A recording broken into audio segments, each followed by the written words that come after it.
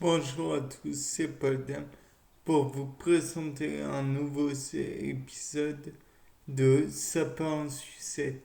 Aujourd'hui, je me suis posé la question, étant donné que Electrophorus electricus, celui qu'on appelle à tort anguille électrique, euh, pouvait éventuellement, comment dire, être déboussolé via comment dire, une bobine électrique, bien qu'il faille faire attention à l'ampérage naturellement, parce que si on grille l'Amazone juste en s'amusant avec la bobine, ça ne va pas le faire. Donc là, on pourrait envisager que l'anguille électrique en question, Electrophorus electricus, j'espère que je ne me trompe pas dans le terme, enfin bref, soit légèrement déboussolé, puisque l'on sait que si l'anguille électrique envoie des charges électriques, c'est pour diverses raisons. Tout d'abord, elle peut, comment dire, le courant en question peut être utilisé comme des échos et donc renseigner sur la géographie du milieu, la physionomie du milieu, je ne sais comment dire, enfin le milieu. Et par la suite, on peut se dire, peut-être que cela enseigne aussi sur les proies éventuelles qu'il y aurait dans le milieu. Et ensuite, parce que on ne fait qu'un listing dans le cas présent, euh, peut-être que cela renseignerait sur le volume des proies qu'il y aurait dans le milieu et donc les potentiels proies qui pourraient être à la mesure de Electrophorus electricus et peut-être même pourrait-il y avoir des proies concernant, enfin des proies qui pourraient ne pas être consommées par l'anguille en question et donc renseigner sur la résistance de celui-ci, de celle-ci, de la proie en somme.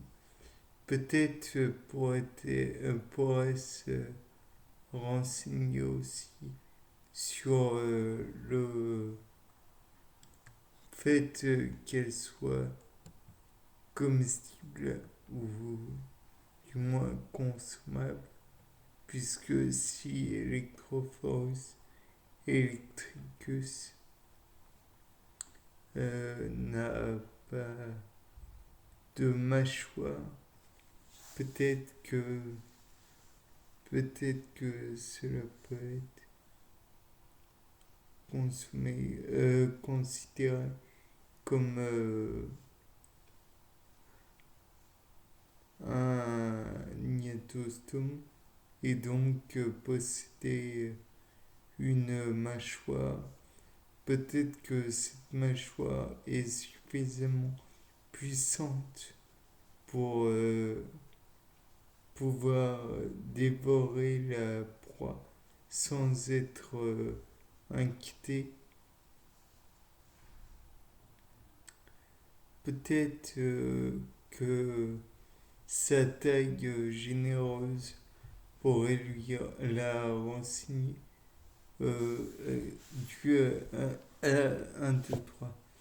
Peut-être que en envoyant des courants électriques dans l'eau, il pourrait aussi renseigner sur la possibilité de faire une parade amoureuse et donc de se reproduire avec d'éventuelles femelles ou mâles. Tout dépend de quel sexe il est ou elle est. De plus, peut-être que le fait d'envoyer des impulsions électriques, cela permet de stimuler les gonades ou les fluides, comment dire, l'éjection des fluides sexuels. Je vous rappelle que le muscle réagit aux impulsions électriques et s'il y a avec un électrostimulateur, vous verrez qu'il y a bel et bien une contraction de la part de vos muscles. De plus, si comment dire, le système, l'organisme, l'organe excréteur de sperme ressemble à celui de l'être humain, alors on pourra noter qu'il est contractile, qu'il y a tout de même des muscles, bien que les semences, chez l'homme du moins, sont avec flagelle et peuvent je sais pas si propager est le terme adéquat,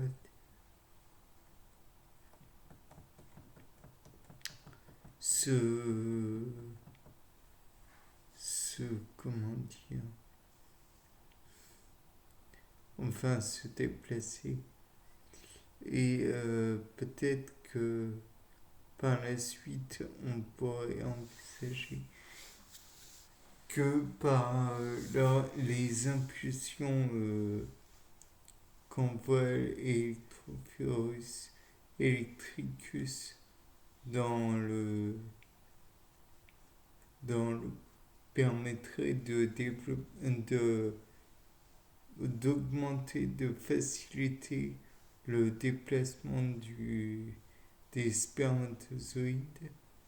De plus, on pourrait aussi envisager que c'est un genre de stimulant au même titre que certaines reproductions traumatiques, entre guillemets, qui peuvent, bien que la reproduction chez certaines femelles humaines, femelles animales, puisse être stoppée aussi par les bouchons copulatoires.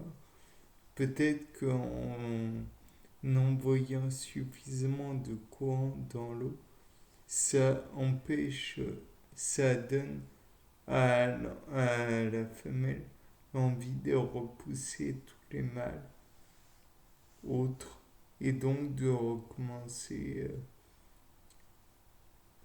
à se reproduire ensemble.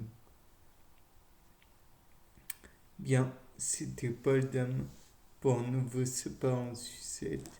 Au revoir.